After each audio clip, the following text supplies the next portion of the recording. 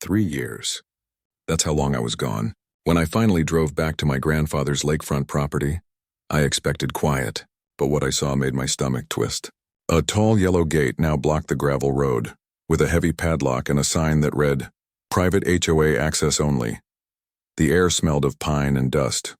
No one around, just cameras clicking on metal poles like unblinking eyes. The house that once held family laughter now sat behind that barrier, unreachable.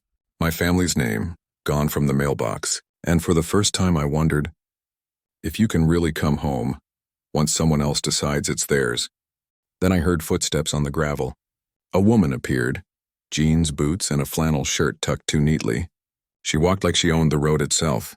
"You're trespassing," she said, her tone sharp enough to cut glass.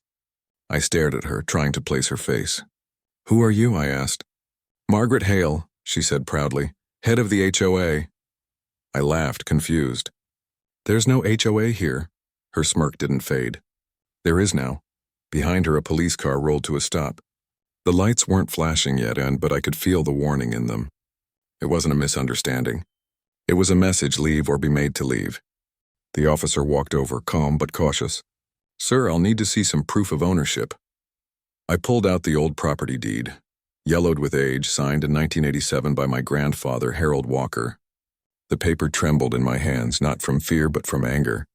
The officer scanned it, then nodded slowly, but Margaret's face tightened. "This isn't over," she hissed before stepping back and locking the gate again. The metal clink echoed through the empty road. I stood there outside my own land, holding proof in my hands, and realizing that truth didn't matter when power made its own rules. That night I found a letter on my doorstep. No return address, just bold black words: "Community violations, urgent notice." The HOA accused me of trespassing, damaging property, and failure to comply. I laughed bitterly.